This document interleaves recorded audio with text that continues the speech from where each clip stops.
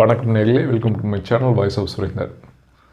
அண்ணா பல்கலைக்கழக அந்த பல்கலை வளாகத்துக்குள்ளேயே அதே பல்கலைக்கழகத்தை சேர்ந்த கல்லூரி மாணவி பாலியல் வன்கொடுமை செய்யப்பட்டிருப்பது பெரும் அதிர்வலையை ஏற்படுத்தியுள்ளது.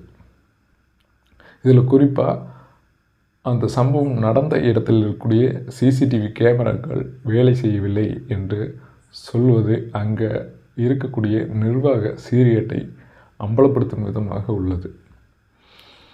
பொதுவாக ஒரு பாதுகாப்புக்காகவும் எந்த ஒரு குற்ற சம்பவம் நடக்கக்கூடாது, நடந்தால் அதை எப்படி கண்டுபிடிக்கிறதும் அப்படிங்கிறதுக்காக தான் அந்த சிசிடிவி கேமராக்கள் பொருத்தப்படுவது.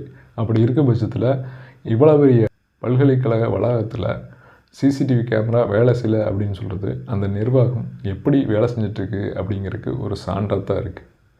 சரி, இது மட்டும்தானா அப்படின்னு பார்த்தோம்னா, அந்த குறிப்பிட்ட இடத்தில் சம்பவம் நடந்த இடத்துல பாதுகாவலர்கள் செல்வதில்லை அப்படிங்கிறதையும் இது நமக்கு வெளிப்படையாக காட்டுது.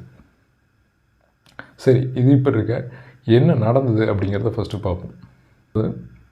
நேற்றைய முன்தினம் இரவு அந்த பல்கலைக்கழகத்தில் படிக்கக்கூடிய ஒரு மாணவி தன்னுடைய ஆண் நண்பருடன் சுமார் ஒரு 8-8 டைமில் ஆண் நண்பரோட அங்கே தனிமையில் பேசிகிட்டு இருந்ததாக சொல்லப்படுகிறது. அந்த நிலைமையில் அவங்கள பின்தொடர்ந்து வந்த 2 நபர்கள், யாருன்னு தெரியல, அடையாளம் தெரியாத 2 நபர்கள் அவங்கள பின்தொடர்ந்து வந்து அந்த ஆண் நண்பரை அடித்து விரட்டிவிட்டு அந்த மாணவியிடம் பாலியல் அத்துமீறலில் ஈடுபட்டதாக கூறப்படுகிறது. இதை அந்த மாணவி கல்லூரி நிர்வாகத்தில் இருக்கக்கூடிய இந்த பாலியல் சம்பந்தப்பட்ட துறையிடம் புகாரை அளித்தும், அது மட்டும் இல்லாமல் காவல்துறையிலையும் இதை புகாராக அளித்திருக்கிறார். அதன் அடிப்படையில் இதை விசாரித்து ஞானசேகரன் அப்படிங்கிற ஒரு நபரை கைது செஞ்சுக்கிறாங்க. இந்த ஞானசேகரன்கிட்ட விசாரிக்கும்போது ஃபஸ்ட்டு அந்த ஞானசேகரன் ஒத்துக்கலை. நான் அப்படி இல்லை பண்ணல அப்படின்னு முன்னா பதில் சொல்லிட்டு இருந்துக்கிறப்ப இந்த நிலைமையில் இந்த விசாரணை அவங்க குடும்பத்தார்கிட்டையும் போகுது. அப்படி போகும்போது அவருடைய தம்பியே, அதாவது ஞானசேகரனுடைய தம்பியே, இவனை எனக்கு எங்கள் அண்ணன் மேலேயே ஒரு சந்தேகம் இருக்குது, அதனால் தீவிரமாக விசாரணை பண்ணுங்க எங்கள் அண்ணன் மேலேயே. ஏன்னா இந்த சம்பவம் நடந்த நாள்லேருந்தே இவனுடைய நடவடிக்கை வீட்டில் சரியில்லை ஒன்று.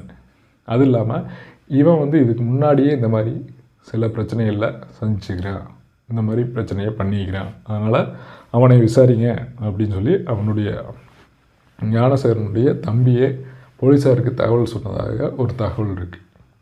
இது மட்டும் இல்லாமல் அந்த டைமில் அந்த சம்பவம் நடந்த நாளில் தன்னுடைய அண்ணன் என்ன ட்ரெஸ்ஸை போட்டுருந்தானா அந்த ட்ரெஸ்ஸை போலீஸாருக்கு தன்னுடைய தம்பி, அவர் ஞானசேகரனுடைய தம்பி கொடுத்ததாக போலீஸார் தகவல் சொல்லிக்கிறாங்க.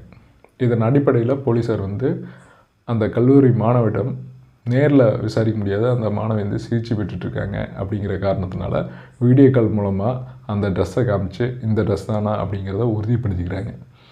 அந்த ட்ரெஸ்ஸில் தான் அந்த சம்பவம் நடந்தது அப்படிங்கிறத அந்த கல்லூரி மாணவி உறுதிப்படுத்தியும், அது மட்டும் இல்லாமல் இந்த நபர் தான் செஞ்சார் அப்படிங்கிறதையும் அங்கே உறுதிப்படுத்திக்கிறாங்க. இதனை அடுத்து ஞானசேகரன் கைது செய்து சிறையில் அடைச்சிட்டாங்க. சரி, இது எல்லாம் இப்படி இருக்க இதை கேள்விப்படக்கூடிய பொதுமக்கள், ஒரு சாமானிய மனிதனாக நமக்கும் மக்களுக்கும் நிறைய கேள்விகள் எழுது. ஒரு சாதாரண ஒரு மனுஷன், ஒரு சாதாரண ஒரு சாமானியனால் இவ்வளோ பெரிய ஒரு ஒரு குற்றத்தை எப்படி செயல்படுத்த முடியும்? அது கல்லூரி வளாகத்துக்குள்ளேயே. அப்போ ஒன்று, அவனுக்கு துணிச்சல் இருக்கணும். என்ன தான் துணிச்சல் இருந்தாலும் இவனுக்கு பின்னாடி வேறு யாராவது இருக்காங்களா அப்படிங்கிறது தெரியணும். ஏன்னா ஒரே ஒரு மனுஷன் செஞ்சது அப்படின்னு சொல்கிறது நமக்கு ஏற்புடையதாக இல்லாத மாதிரி தோணுது. அந்த இடத்துல சத்தம் போட்டு கத்தனாவோ ஏதோ ஒன்று பண்ணியிருந்தாவோ அதுக்கு எதிர்வினை எப்படி இருந்திருக்குன்னு நம்மளால் யோசிக்க கூட முடியல. அப்படி இருக்க பட்சத்தில் இப்படி ஒரு குற்ற சம்பவத்தை அங்கே இருக்கிற யாருடைய தயவும் இல்லாமல் இவனால் எப்படி இதையே செய்ய முடிஞ்சுது அப்படிங்கிற ஒரு கேள்வி நமக்கு எழுது. அது மட்டும் இல்லாமல் இந்த குற்ற சம்பவம் ஃபஸ்ட்டு இந்த மாணவி 2 நபர்கள் தன்னை பாலியல் வன்கொடுமை செய்ததாக கூறப்பட்டிருந்த நிலையில் அது எப்படி ஒருத்தராக மாறிச்சு அப்படிங்கிறது நமக்கு தெரியல. ஏன்னா ஃபஸ்ட்டு செய்திகள் வந்தது 2 நபர்கள் தான் பாலியல் வன்கொடுமை செய்ததாக மாணவி புகார் அளித்திருந்ததாக செய்திகள் வந்த நிலையில் அது எப்படி ஒருத்தராக மாறுச்சுங்கிறது மிகப்பெரிய கேள்வியாகவே இருக்குது. யார் அந்த இன்னொரு நபர் அப்படிங்கிறதும் கேள்வியாக இருக்குது. மூன்றாவது, இந்த செய்தி வெளிவரதுக்கு எதுக்கு இவ்வளவு தாமதம்? அதாவது நேற்றைய முன்தினமே இரவு நடந்தது, நேற்றைய பகல் பொழுதில் தான் இது நமக்கு செய்தியாகவே வெளிவருது. அப்போ இவ்வளோ பெரிய காலதாமதம் எதற்காக அப்படிங்கிற இது போன்ற நிறைய கேள்விகள் சாமானிய மக்களுக்கும் நமக்கும் எழுது.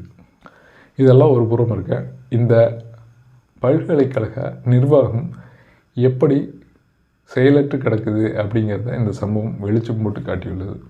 இது மட்டும் இல்லாமல் அங்கே இருக்கக்கூடிய மாணவர்கள் நிறைய புகாரை சொல்கிறாங்க. தங்களுக்கு பாதுகாப்பு இல்லை, அங்கே சரியான முறையில் லைட் வசதி இல்லை, சுற்றுச்சூழல் சரியில்லை, நிறைய இடிந்திருக்கிறது, அதை யாரும் கண்டுக்கிறது இல்லை. அந்த இடிந்த இடத்துலலாம் பாதுகாப்பு பணியில் பாதுகாவலர்கள் வர்றதில்லை. இந்த மாதிரி நிறைய குற்றச்சாட்டுகளை மாணவர்கள் முன்வைத்து தங்களுக்கு பாதுகாப்பு இல்லைன்னு சொல்லி போராட்டம் நடத்திட்டுருக்காங்க. இதுக்கு அந்த நிர்வாகத்தை மட்டும் நம்மளால் குறை சொல்ல முடியாமல் இந்த கேள்விகள்ங்கிறது ஒட்டுமொத்த பள்ளி கல்வித்துறை மேலேயும் நமக்கு வருது. இதுக்கு மேலேயும் இந்த மாதிரி சம்பவங்கள் நடக்காமல் தொடராமல் இருக்கிறதுக்கு பள்ளி கல்வித்துறை சார்பில் என்னென்ன நடவடிக்கை மேற்கொள்ள போகிறாங்க, இந்த மாதிரி சம்பவங்களுக்கு நடக்காமல் இருக்கணும் அப்படிங்கிறதுக்கு என்னென்ன ரீதியான அடுத்தடுத்த நடவடிக்கைகள் இருக்க போகுது அப்படிங்கிறதெல்லாம் நம்ம பொறுத்து தான் பார்க்கணும். இது இப்படி தொடர நமக்கு சமீப காலமாக நம்ம தமிழ்நாட்டில் தான் இருக்குமா இல்லை வேறு ஏதாவது மாநிலத்தில் இருக்குமா அப்படிங்கிற அளவுக்கு சட்டம் ஒழுங்கு சம்மந்தப்பட்ட குற்றங்களுங்கிறது அதிகரிச்சுட்டே வரதை நம்மளால் கண்கூட பார்க்க முடியுது. குறிப்பாக கொலைகள் பெரிய அளவில் அதிகரிப்பதையும் நம்மளால் பார்க்க முடிகிறது. அதே போன்று இது போன்ற பாலியல் வன்கொடுமை, பாலியல் ரீதியான குற்றங்களும் அதிகரித்து கொண்டு வருவது நம்மளால் பார்க்க முடியுது. ஒட்டுமொத்தமாக இந்த சட்டம் ஒழுங்கு சம்மந்தப்பட்ட பிரச்சனைகள் அனைத்தும் அதிகரிச்சுட்டே இருக்குது சமீப காலமாக. அது நம்ம கற்பனையில் கூட நினைக்காத அளவுக்கு அந்த குற்றங்களோட அந்த செய்திங்கிறது நம்ம இதுக்கு முன்னாடி தமிழ்நாட்டில் இந்த மாதிரி கேள்விப்பட்டதே இல்லை அப்படிங்கிற அளவுக்கு இருக்குது. நீதிமன்றம் முன்பே கொலை, 3 ஒரே குடும்பத்தை சேர்ந்த 3 கொலை, பள்ளி வளாகத்துக்குள் கொலை அப்படிங்கிறது இந்த மாதிரி நீடிக்கிட்டே போகுது இந்த சட்டம் ஒழுங்கு பிரச்சனை. இதை அரசு முழு கவனத்தில் எடுத்து இதை சட்டம் ஒழுங்கை தன்னுடைய கட்டுப்பாட்டில் வைத்து இது போன்ற பிரச்சனைகள், இது போன்ற நிகழ்வுகள் நடக்காத வண்ணம் மக்களை காப்பாற்ற வேண்டும். இது இப்படியே லட்சியப்படுத்தி கொண்டிருந்தால் 1 வருட காலமே உள்ளது உள்ளாட்சி தேர்தலுக்கு. அதில் பிரதிபலித்து மீண்டும் இந்த அரசு வருமா அப்படிங்கிறத ஒரு கேள்விக்குறியாகவே ஆக்கிறோம். மீண்டும் ஒரு வீடியோவில் சந்திக்கிறேன். நன்றி, வணக்கம்.